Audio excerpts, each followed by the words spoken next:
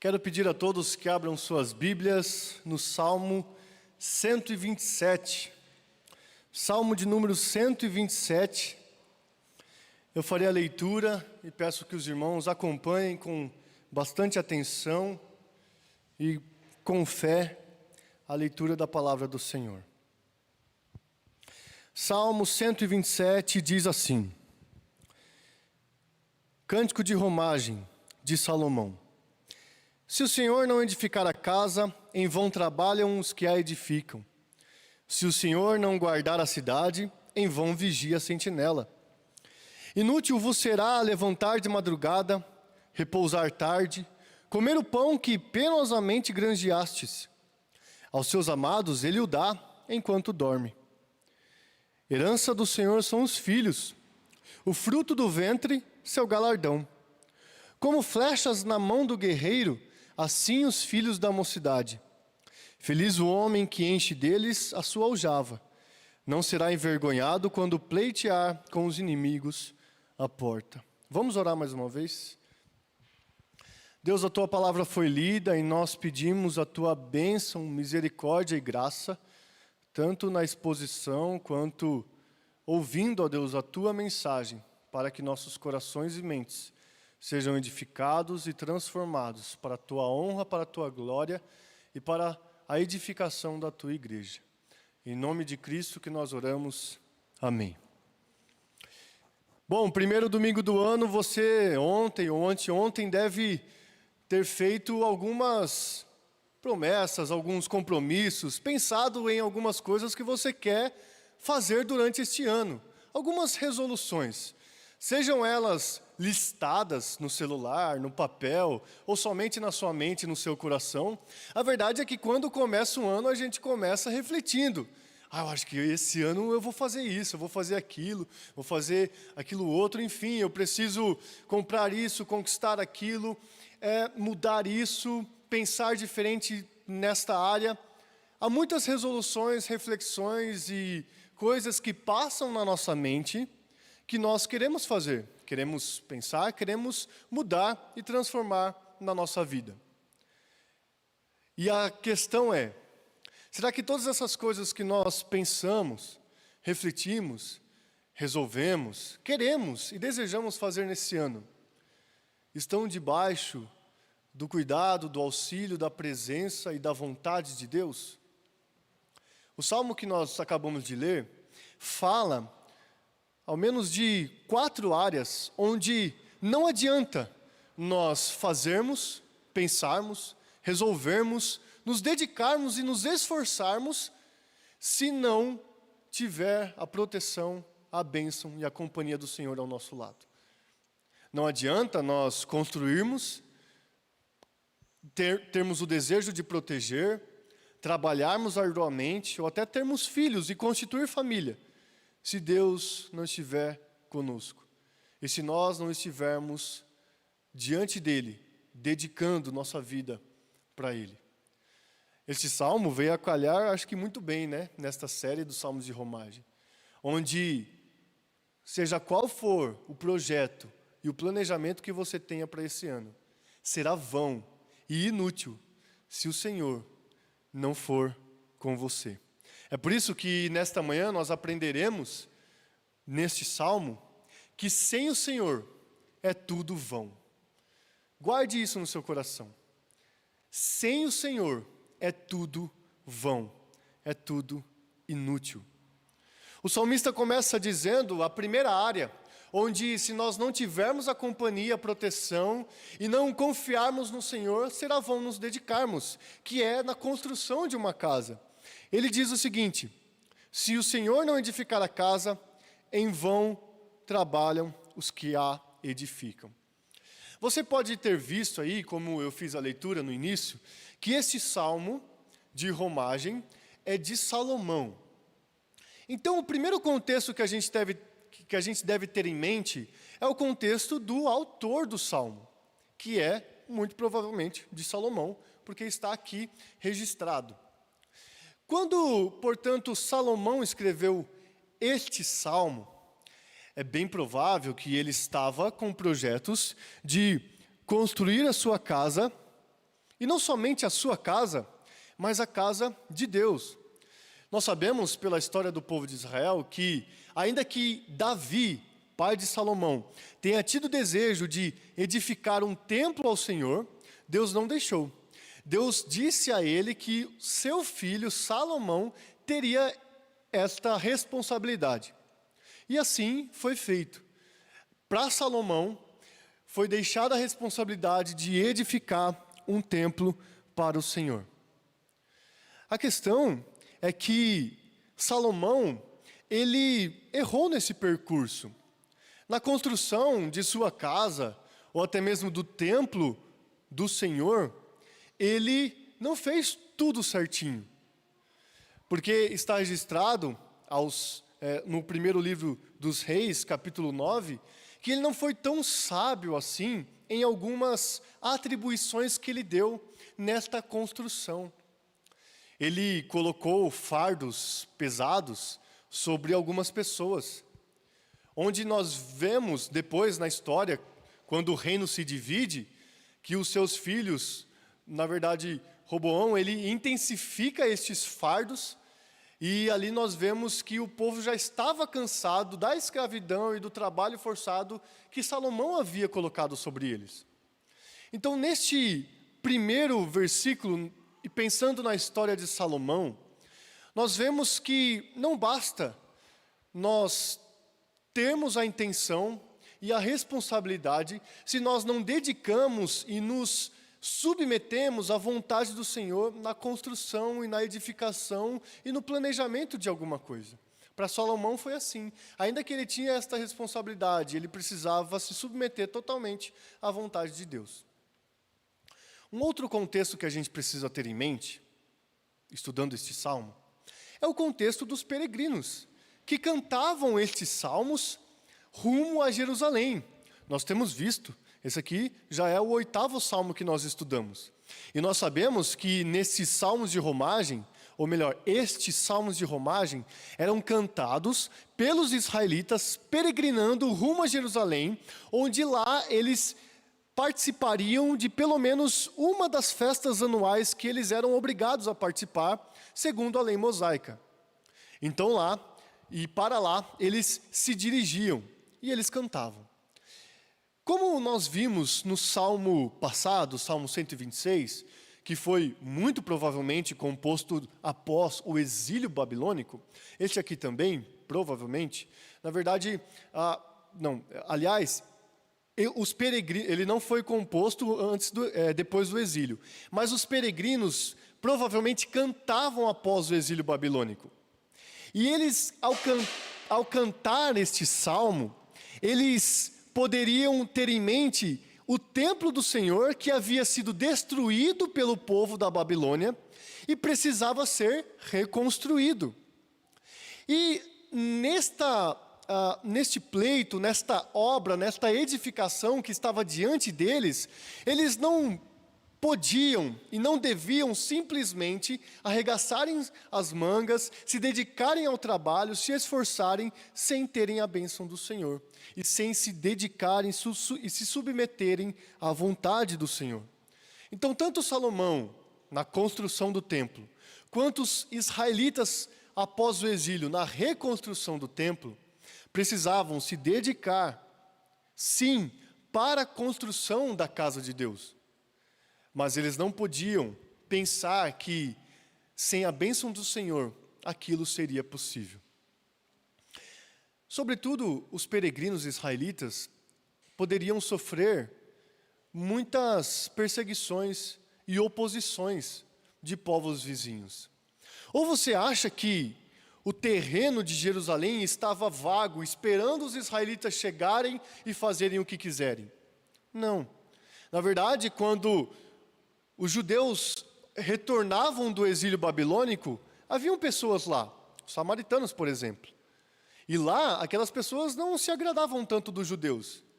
E, portanto, eles, enquanto reconstruíam o templo, sofriam oposição e perseguição. Eles não deveriam, então, trabalharem sem ter a confiança que Deus estava com eles, e que aquela era a vontade de Deus. Tanto Salomão quanto os peregrinos precisavam ter isso em mente. Nós hoje também precisamos ter isso em mente. Cada planejamento, cada dedicação que nós fazemos, cada projeto, cada construção que nós desejamos começar, não deve ser sem se submeter à vontade do Senhor e sem refletir se aquilo realmente glorifica ao Senhor, abençoa a nossa família, abençoa a igreja e é da vontade do Senhor.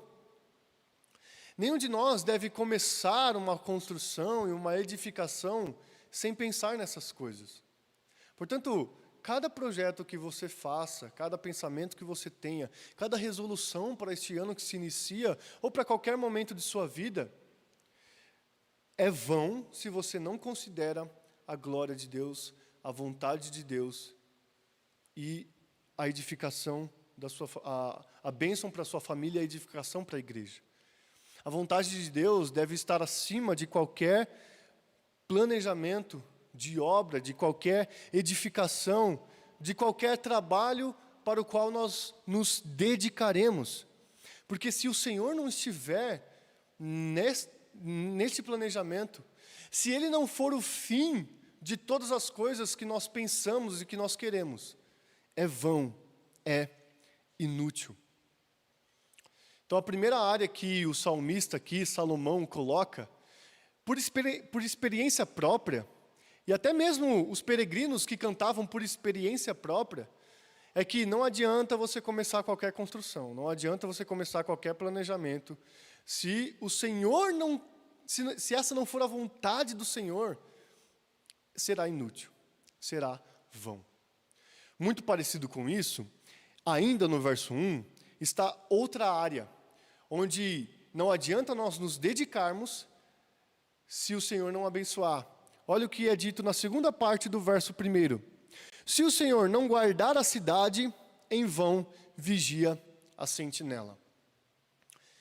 Aqui, o que o salmista tem em mente é sobre segurança, sobre proteção da cidade a qual ele morava. E aí eu volto, tanto Salomão, que precisava cuidar de Jerusalém, quanto os peregrinos que estavam reconstruindo os muros. Se você abrir sua Bíblia no livro de Neemias, você verá o empreendimento para a reconstrução de todo o muro de Jerusalém. E todo Israel envolvido nesse empreendimento, envolvido nesta obra, nesta construção. E ali até mesmo Neemias ordena que eles tenham uma ferramenta na mão e a espada na outra para ficarem atentos, porque ali havia oposição, havia perseguição, e povos vizinhos não se agradavam de mais uma vez os judeus estarem reconstruindo Jerusalém. Jerusalém que teve seus anos de glória no governo de Davi, por exemplo, e as nações sabiam disso. E, portanto, eles não queriam que aquilo acontecesse novamente. Então, quando aquele povo estava naquela empreitada, eles estavam sofrendo oposição. E eles precisavam entender que não adianta a gente começar esta obra, começar a reconstrução dos muros, não adianta nós termos todas as ferramentas, as pessoas e a espada numa mão, se Deus não estiver com a gente. Se Deus não estiver nos guardando, será em vão aquele que estará sobre uma sentinela, um lugar alto, para ver se algum inimigo se aproxima.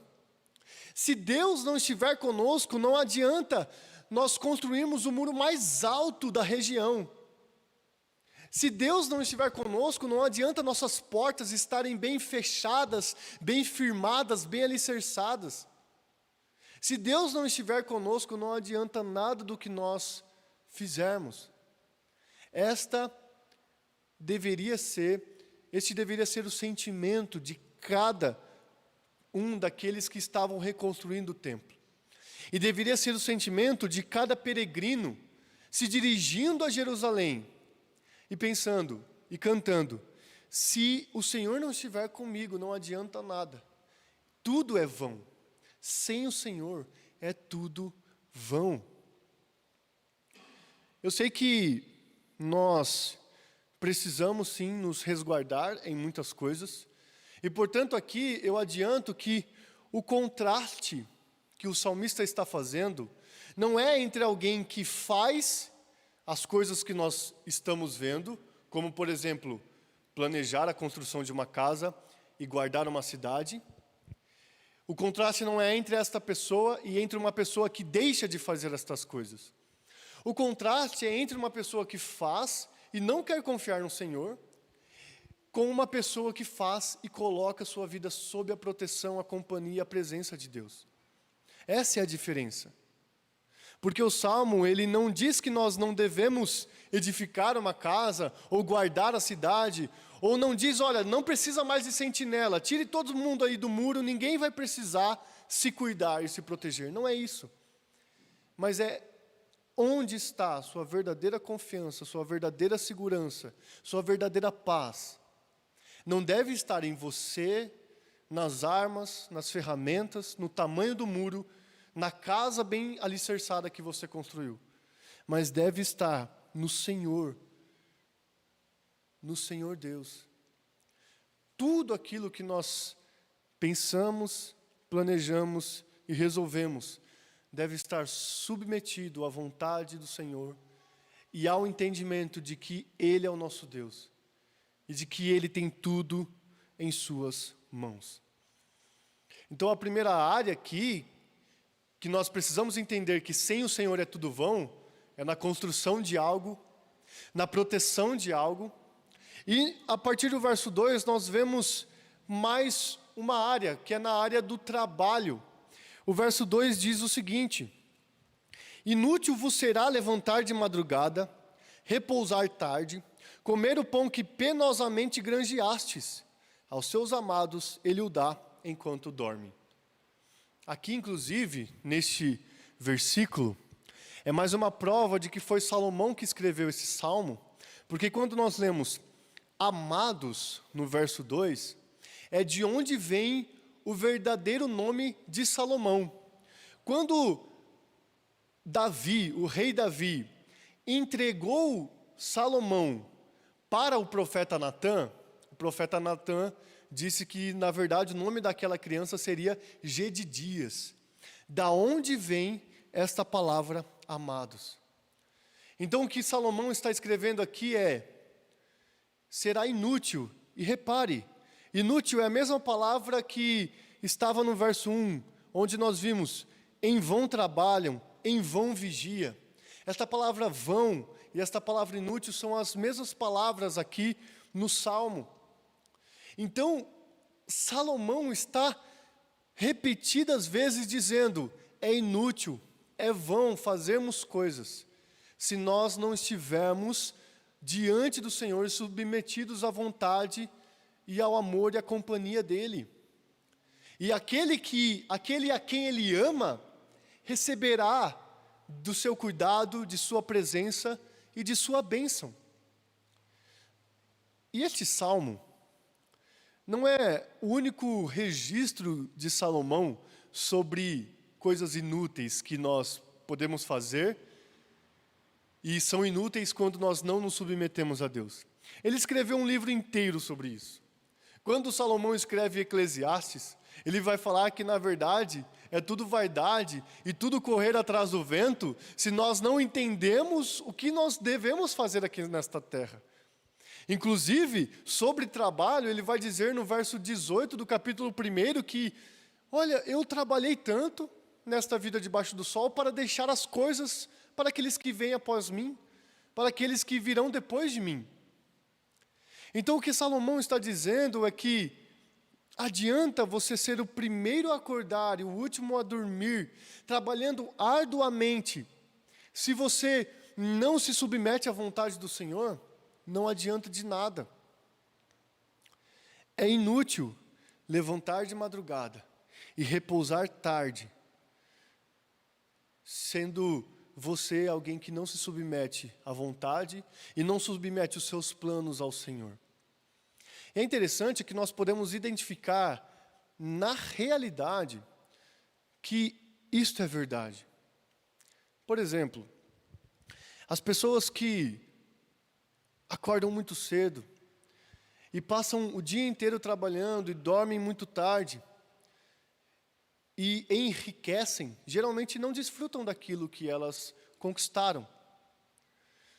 Geralmente também estas pessoas deixam de ser presentes para a sua família e acabam formando filhos ou deixando seus filhos serem criados por outras pessoas. Outra coisa que nos faz entender e identificar o quão vão é você trabalhar tanto sem se submeter ao Senhor, são as pessoas que trabalham, enriquecem, e quando se veem com tudo, tiram suas próprias vidas. Por verem e não se sentirem satisfeitas diante daquilo que elas têm. Mesmo acordando cedo, mesmo dormindo tarde, e colocando nessas coisas a satisfação delas, elas verão, de nada vale isso aqui. Isso tudo é inútil, é vão. Se o Senhor não for o meu Deus, se o Senhor não for o fim de todas as coisas que eu faço, o fim de todo o trabalho, de toda a minha dedicação, de toda a minha labuta, de todo o meu trabalho árduo, é vão, é inútil. E perceba, eu quero repetir que o contraste não é entre alguém que trabalha e alguém que é ocioso. Não é entre um trabalhador e um preguiçoso. O contraste é entre alguém que trabalha e confia no Senhor e entre alguém que trabalha e não confia no Senhor. Este que trabalha e não confia no Senhor verá o resultado de seu trabalho como algo inútil e vão. Enquanto aquele que se dedica em tudo para o Senhor poderá ver o que nós lemos no verso 2, no final do verso 2. Aos seus amados ele o dá enquanto dorme. Ele dá o sustento, ele protege, ele cuida, ele deixa que nós desfrutemos de sua maravilhosa presença e companhia. Então é claro que nós podemos edificar casas, proteger-nos e também trabalharmos. Mas isso tudo será inútil e será vão se nós não nos colocarmos sob a vontade do Senhor, debaixo de sua mão, debaixo de sua palavra. Tudo que nós pensarmos, refletirmos, resolvermos para nós, será inútil se não confiarmos no Senhor. E se Ele não tiver em seus planos a vontade de que isso dê certo.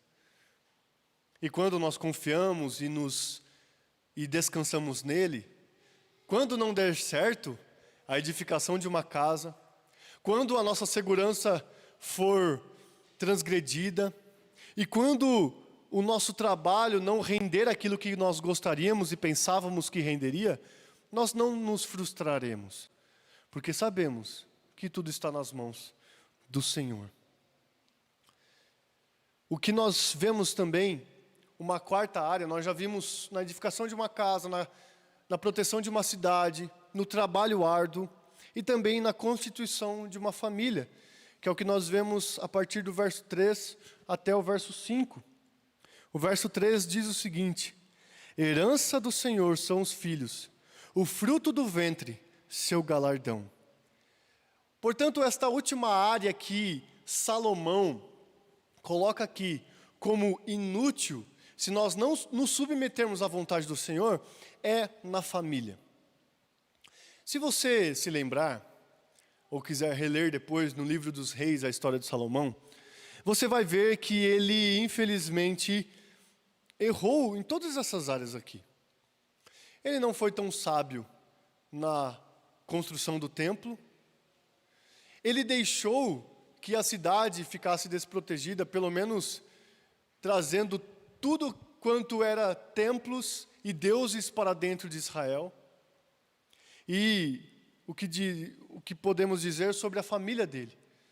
Ele teve 700 mulheres, 300 concubinas, serviu aos deuses delas, e, portanto, sua família, ele errou dentro da administração de sua família. E ele, provavelmente olhando para tudo isso, entende, não adianta nada constituir família, casar-se, ter filhos, se eu não me submeter à vontade do Senhor e aquilo que Ele quer para mim. E ele compõe aqui algumas verdades a respeito dos filhos. Os filhos são herança do Senhor, são um presente do Senhor, são um dom de Deus, algo que vem para a alegria dos pais, algo que vem para a felicidade de seus pais. E ele compara estes filhos com flechas na mão de um guerreiro. É o que ele diz no verso 4. Como flechas na mão do guerreiro, assim os filhos da mocidade. Você pode imaginar que as flechas na mão de um guerreiro é muito útil, certo? Principalmente naquela época.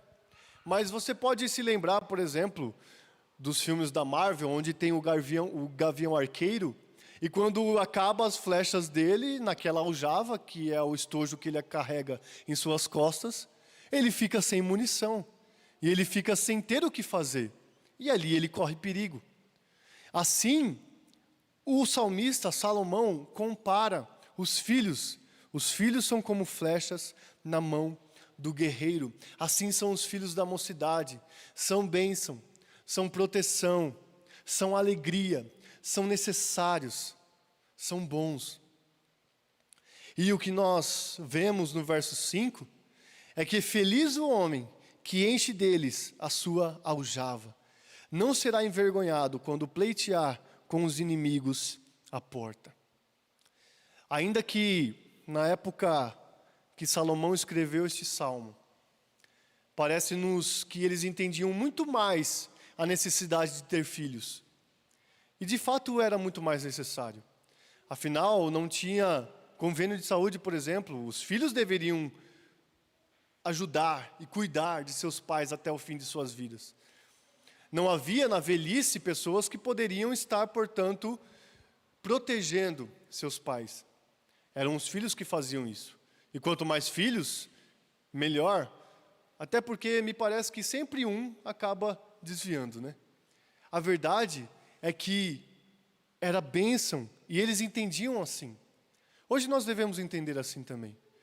Ao menos no sentido de termos companhia e sermos saciados quanto à nossa solidão na velhice pelos filhos que nós tivermos. E nós podemos, portanto, colocar isto diante do Senhor. A questão é, assim como na construção de algo, na proteção de algo, no trabalho, na constituição da família, se nós não colocarmos isso diante do Senhor, será inútil e vão. Você pensa, por exemplo, em casar-se esse ano? Você pensa em ter filhos esse ano? Você precisa colocar isso diante do Senhor. Porque se isso não estiver diante do Senhor, se vocês não estiverem se submetendo à vontade do Senhor, isso será inútil e vão. Se ainda não for ruim para vocês. Porque não seguir a vontade do Senhor não traz bênção. Irmãos, basicamente, portanto, o ensino do Salmo é: sem o Senhor é tudo vão. Sem o Senhor, eu posso construir e ter todos os meus planejamentos destruídos. Sem o Senhor, eu posso me atormentar de tantas coisas para me proteger e mesmo assim ter a minha segurança transgredida. Sem o Senhor, eu posso ralar e ser o que menos dorme da minha família, mas o meu trabalho me frustrará, porque minha satisfação não será suprida e eu posso até mesmo perder tudo aquilo e ficar sem nada, sem nada. E sem o Senhor, até mesmo os meus projetos, que por vezes são os projetos que a gente mais acha que está debaixo da vontade de Deus, que é a constituição de uma família. Se não for a vontade de Deus esta, e se não nos submetermos a Ele, é tudo vão e tudo vaidade. O que fica para nós, então, é a instrução e a orientação de Jesus Cristo. Jesus Cristo, no Sermão do Monte, que está registrado lá em Mateus 6:33, disse o seguinte: buscai, pois, em primeiro lugar o seu reino e a sua justiça, e todas estas coisas vos serão acrescentadas. Irmãos, nada deve tomar o lugar de Deus e do reino dele em nossa vida. É certo você planejar, se proteger, trabalhar e constituir família. Mas nada disso deve ter o lugar que é somente de Deus na sua vida, que é o primeiro lugar. Este lugar pertence só ao Senhor. E, portanto, nós devemos seguir o que Cristo nos diz. Buscai, pois, em primeiro lugar o seu reino e a sua justiça, e todas estas coisas vos serão acrescentadas. A ansiedade será combatida, o trabalho árduo e incessante e louco será combatido, a insegurança e o desespero serão combatidos, a frustração por ter planejamentos rompidos e interrompidos será também combatido, porque nós teremos os nossos olhos, a nossa mente, o nosso coração em Deus, no seu reino e na sua justiça, como primeiro lugar em nossa vida. Mas eu não poderia deixar de encerrar este sermão dizendo que, se nas coisas, digamos, materiais, nós não conseguimos e não temos a capacidade de fazermos nada sem a aprovação do Senhor e sem a companhia e a presença dEle, quanto mais nas coisas espirituais.